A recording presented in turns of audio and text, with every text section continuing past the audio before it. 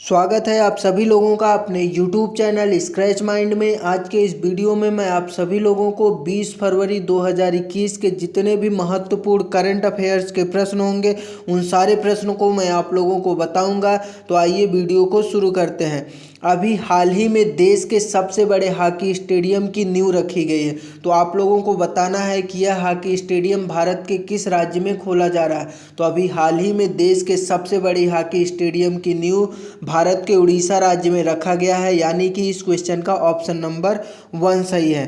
तो अभी हाल ही में उड़ीसा के मुख्यमंत्री श्री नवीन पटनायक जी ने देश के सबसे बड़े हॉकी स्टेडियम की नींव रखी है। और इस स्टेडियम का नाम किसके नाम पर रखा गया है तो ये भी आप लोगों को पता होना चाहिए। तो इस स्टेडियम का नाम मशहूर स्वतंत्रता सेनानी बिरसा मुंडा के नाम पर रखा गया है। तो ये आप लोग याद रखिएगा। तो जो भारत का सबसे बड़ा हॉकी स्टेडियम की नींव रखी गई उड़ीसा में, इस स्टेडियम का नाम बिरसा मुंडा जी के नाम पर रखा गया है। तो आप लोग याद रखिएगा। अब यह हॉकी स्टेडियम भारत के उड़ीसा राज्य में खोला जा रहा है। तो उड़ीसा राज्य के बारे में भी हमें पता होना चाहिए। उड़ीसा की राजधानी है भुवनेश्वर, मुख्यमंत्री हैं श्री नवीन पटनायक जी और गवर्नर हैं गणेशी लाल जी। और मुख्य न्यायाधीश की बात करूं तो उड़ीसा के मुख्य न्यायाधीश है एस मुरलीधर। अब लोकसभा सीट की बात कर लेता हूं तो उड़ीसा की लोकसभा में 21 सीटें हैं। अगर विधानसभा सीट की बात करूं तो विधानसभा में 147 सीटें हैं। राज्यसभा में केवल 10 सीटें हैं। उड़ीसा से आप लोगों को एक मोस्ट इम्पॉर्टेंट क्वेश्चन याद रखना है, चिल्का झील कहाँ पर है। तो आप लोग बताइएगा। भारत के उड़ीसा राज्य में चिल्का झील है, जो कि भारत की सबसे बड़े खारे पानी की झील है। इसे याद रखिएगा आप लोग। तो अगर क्वेश्चन पूछा जाए भारत के सबसे बड़े खारे पानी की झील कहाँ पर है, तो भारत के सबसे बड़े खारे पानी की झील उड़ीसा राज्य में है, जिसका नाम है चिल्का झील, जिसे लैगून झील भी बोलते हैं। अगर पूछा जाए भारत का सबसे लंबा बांध कौन सा है, तो भारत का सबसे लंबा बांध हीराकुंड बांध है, जो कि उड़ीसा के महानदी पर स्थित है। उड़ीसा से एक मोस्ट इम्पॉर्टेंट फैक्ट याद रखना है आप लोगों को, अब्दुल कलाम द्वीप, जिसका पहले नाम था व्हीलर द्वीप, यह भी आप लोगों को उड़ीसा राज्य में देखने को मिलेंगे। अब यहाँ पर दोस्तों बात हुआ है भारत के सबसे बड़े हॉकी स्टेडियम की नींव रखी गई उड़ीसा में। तो अभी हाल ही में रिसेंट में जितने भी क्वेश्चन पूछे गए हैं भारत के सबसे बड़े से रिलेटेड, उन सारी चीज़ों के बारे में भी हम लोग जान लेते हैं। जैसे अगर पूछा जाए भारत का सबसे बड़ा पार्क कहाँ पर खोला गया, तो भारत का सबसे बड़े पार्क का नाम क्या है, तो आप लोग बताइएगा। भारत के सबसे बड़े पार्क का नाम है हेमिस पार्क। भारत के सबसे बड़े नदी द्वीप का क्या नाम है, तो भारत के सबसे बड़े नदी द्वीप का नाम है माजुली द्वीप। कौन सा द्वीप? माजुली द्वीप। क्षेत्रफल के अनुसार भारत का सबसे बड़ा राज्य कौन सा है? राजस्थान। भारत का सबसे बड़ा चिड़ियाघर कौन सा है, तो भारत का सबसे बड़ा चिड़ियाघर श्री वेंकटेश्वर जियोलॉजिकल पार्क, याद रखिएगा आप लोग। क्षेत्रफल के अनुसार भारत का सबसे बड़ा जिला कौन सा है, तो क्षेत्रफल के अनुसार भारत का सबसे बड़ा जिला लेह है, जो कि गुजरात में है, याद रखिएगा आप लोग। इतनी जानकारी आप लोगों को इस क्वेश्चन से पता चलती है। अगला प्रश्न है, अभी हाल ही में कंचौथ त्यौहार कहाँ पर मनाया गया है, तो अभी हाल ही में कंचौथ त्यौहार भारत के जम्मू कश्मीर केंद्र शासित प्रदेश में मनाया गया है, यानी कि इस क्वेश्चन का ऑप्शन नंबर 1 सही है। अब दोस्तों यह त्यौहार मनाया गया है जम्मू कश्मीर में, तो जम्मू कश्मीर के बारे में भी हमें पता होना चाहिए। जम्मू कश्मीर एक केंद्र शासित प्रदेश है। अब यह केंद्र शासित प्रदेश कब बना, इसके बारे में भी मैं आप लोगों को बता दे रहा हूँ। जम्मू कश्मीर पहले राज्य था, लेकिन धारा 370 वहाँ से ख़त्म कर दिया गया, तो अब वह क्या बन गया? केंद्र शासित प्रदेश बन गया। अगर राजधानी की बात करूँ तो जम्मू कश्मीर में आप लोगों को 2 राजधानी देखने को मिलेंगी।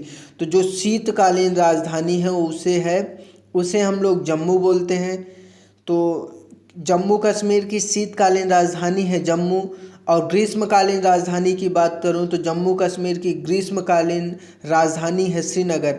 अगर पूछा जाए जम्मू कश्मीर के उपराज्यपाल का क्या नाम है, तो जम्मू कश्मीर के उपराज्यपाल का नाम है मनोज सिन्हा। जम्मू कश्मीर उच्च न्यायालय के मुख्य न्यायाधीश का नाम है पंकज मित्तल।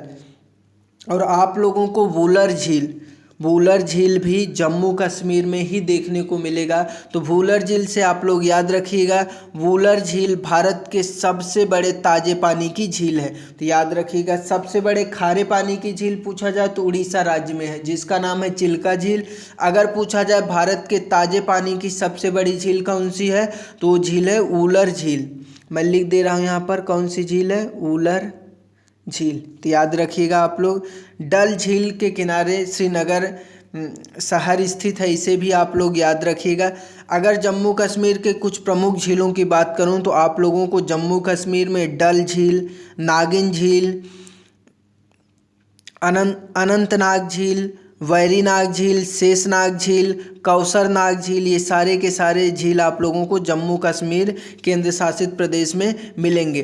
अगर बात करें जम्मू कश्मीर के प्रसिद्ध लोक नृत्य के बारे में, तो जम्मू कश्मीर के प्रसिद्ध लोक नृत्य हैं भांड, जश्न, डमहल कूद, बच्चा नगमा, रूप, हाफिजा, बूगी नचून, ये सारे के सारे जम्मू कश्मीर के प्रसिद्ध लोक नृत्य हैं।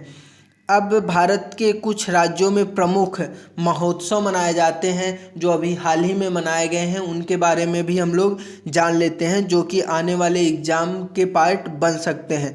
तो अभी हाल ही में अंतर्राष्ट्रीय सरस्वती महोत्सव 2021 का आयोजन किया गया था, जो कि भारत के हरियाणा राज्य में किया गया था। तो आप लोग याद रखिएगा, अंतर्राष्ट्रीय सरस्वती महोत्सव 2021 का आयोजन भारत के हरियाणा राज्य में किया गया है।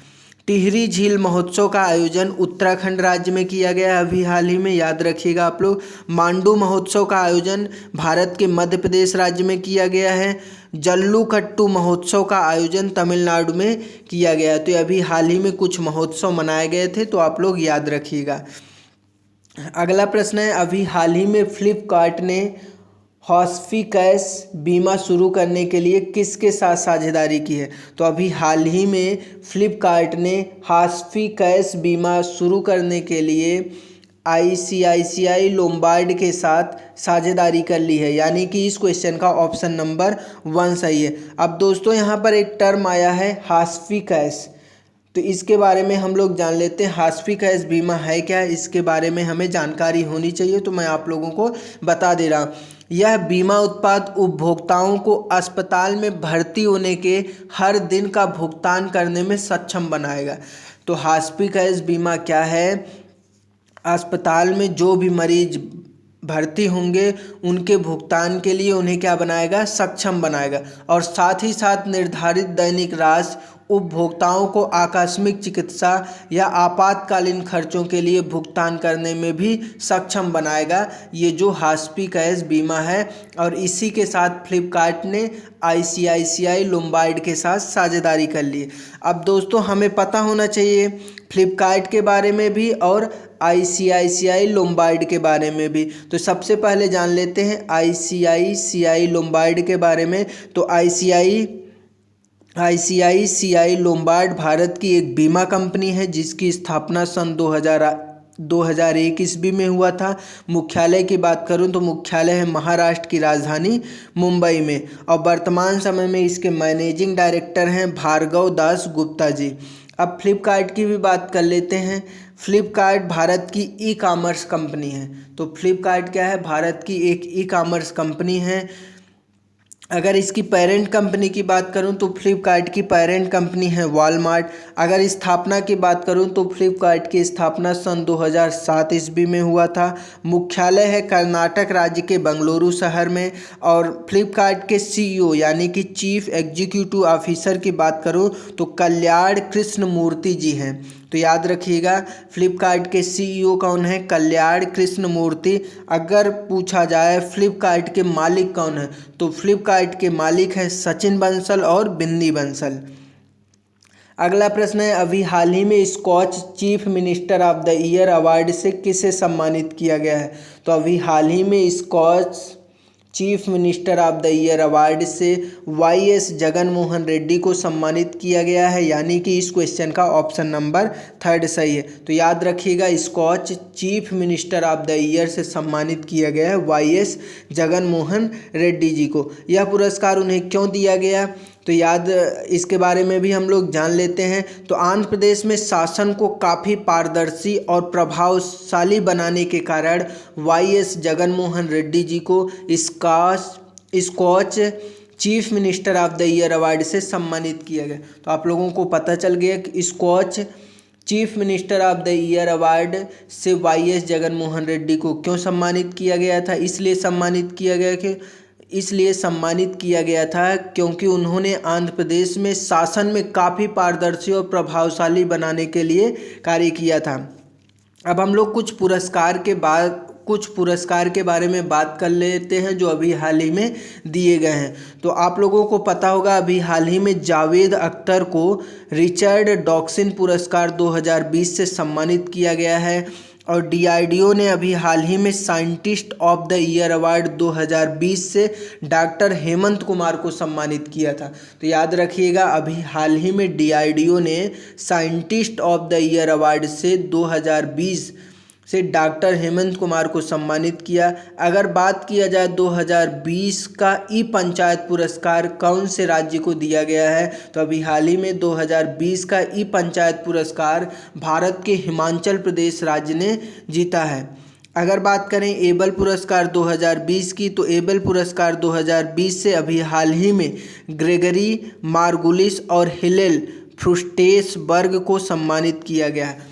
मोस्ट इम्पॉर्टेंट फैक्ट आप लोगों को बताने जा रहा हूँ, तो याद रखिएगा आप लोग। तो अभी हाल ही में time person of the year 2020 से जो बाइडन और कमला हैरिस को सम्मानित किया गया है।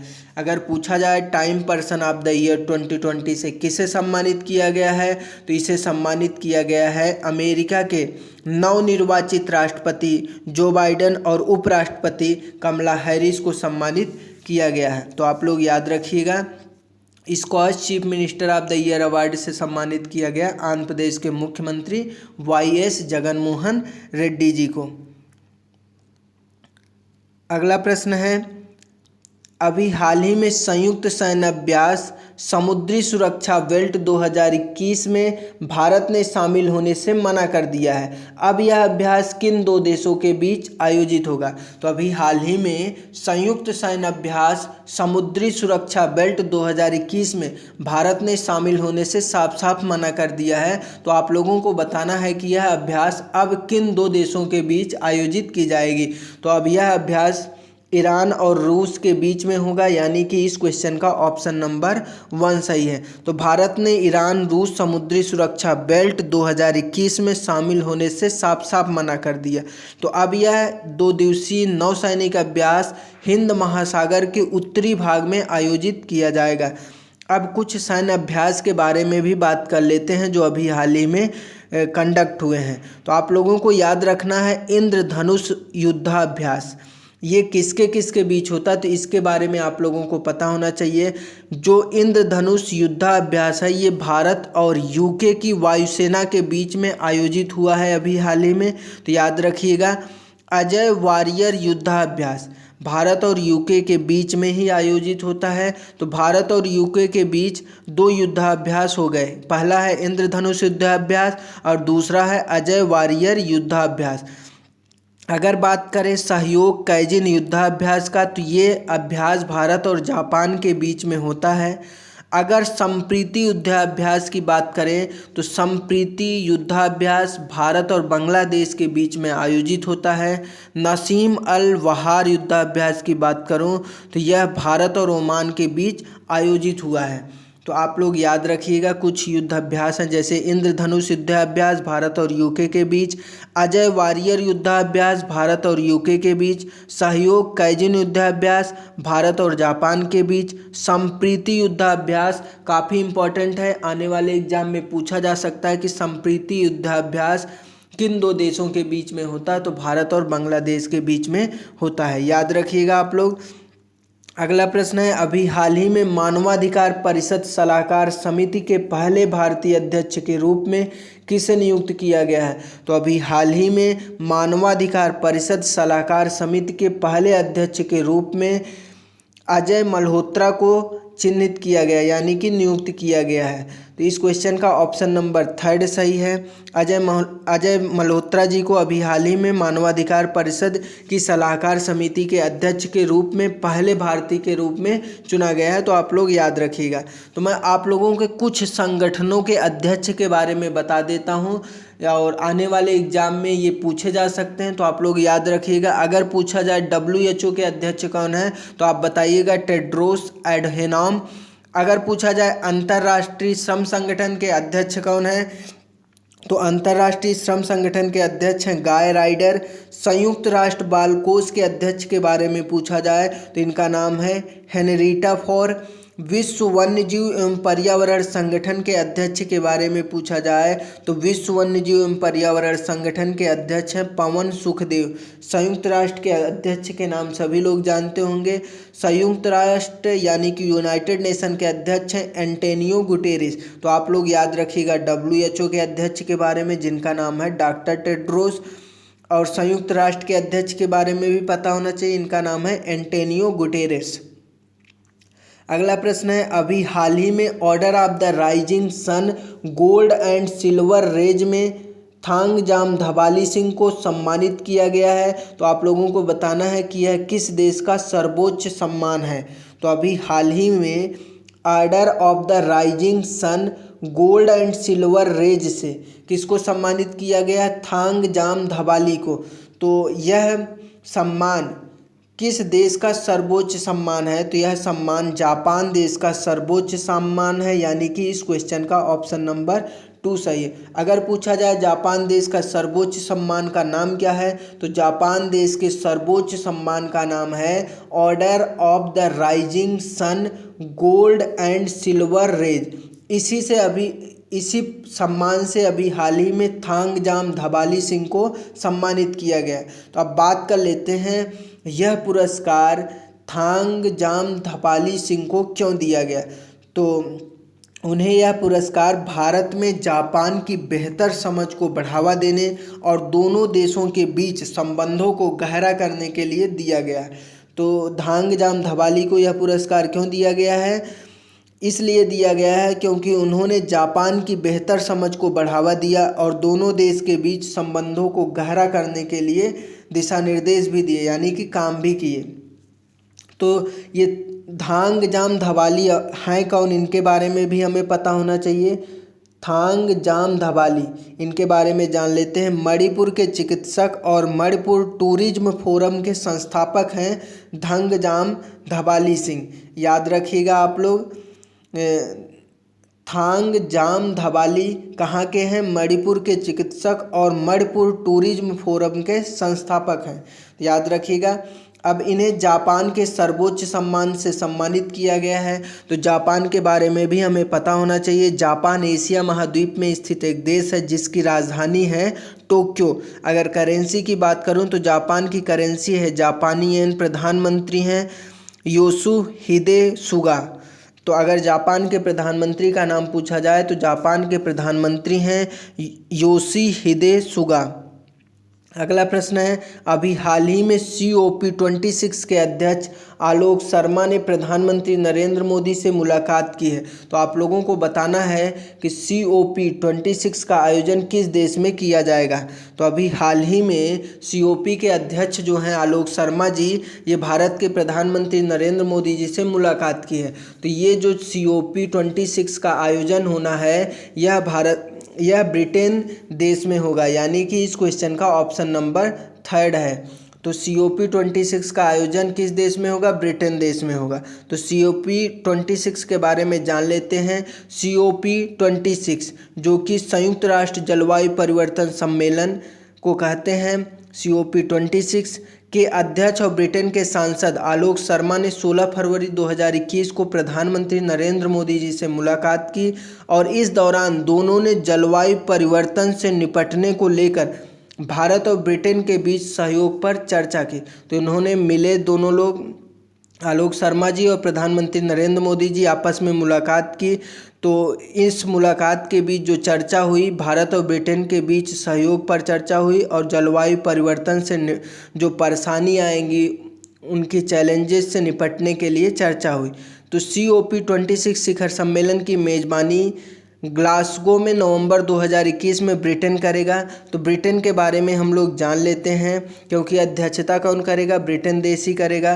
तो ब्रिटेन यूरोप महाद्वीप में स्थित एक देश है जिसकी राजधानी है लंदन। अगर करेंसी की बात करूं तो ब्रिटेन की करेंसी है पाउंड स्टर्लिंग। प्रधानमंत्री हैं बोरिस जॉनसन। अगला प्रश्न है, अभी हाल ही में 11वें वर्ल्ड प्रोटोकॉल कांग्रेस एवं वर्ल्ड फ्यूचर फ्यूल समिट के संयुक्त सम्मेलन का आयोजन किसके द्वारा किया गया है। तो अभी हाल ही में 11वें वर्ल्ड प्रोटोकॉल कांग्रेस एवं वर्ल्ड फ्यूचर फ्यूल समिट के संयुक्त सम्मेलन का आयोजन एनर्जी एंड इन्वायरमेंट फाउंडेशन के द्वारा किया गया है, यानी कि इस क्वेश्चन का ऑप्शन नंबर 1 सही है। तो आप लोग याद रखिएगा कौन सा समिट है, वर्ल्ड पेट्रोकोल कांग्रेस एवं वर्ल्ड फ्यूचर फ्यूल समिट है, जिसका आयोजन एनर्जी एंड इन्वायरमेंट फाउंडेशन के द्वारा किया गया है। और इस आयोजन को भारत की ओर से पेट्रोलियम और प्राकृतिक गैस मंत्री धर्मेंद्र प्रधान जी के द्वारा संबोधित किया गया है। तो आप लोग याद रखिएगा। अगला प्रश्न है आप लोगों के लिए, अगर इस प्रश्न का आंसर आप लोगों को पता हो तो कमेंट बॉक्स में ज़रूर दीजिएगा। अगर डिटेल में पता हो तो डिटेल में भी दीजिएगा। प्रश्न है, हाल ही में century life time service award 2020 से किसे सम्मानित किया गया है। तो ये रहा आज के करंट अफेयर्स का कंप्लीट वीडियो। अगर वीडियो पसंद आ रहा हो तो अपने दोस्तों के साथ भी शेयर कर सकते हैं। Thank you for watching and listening this video.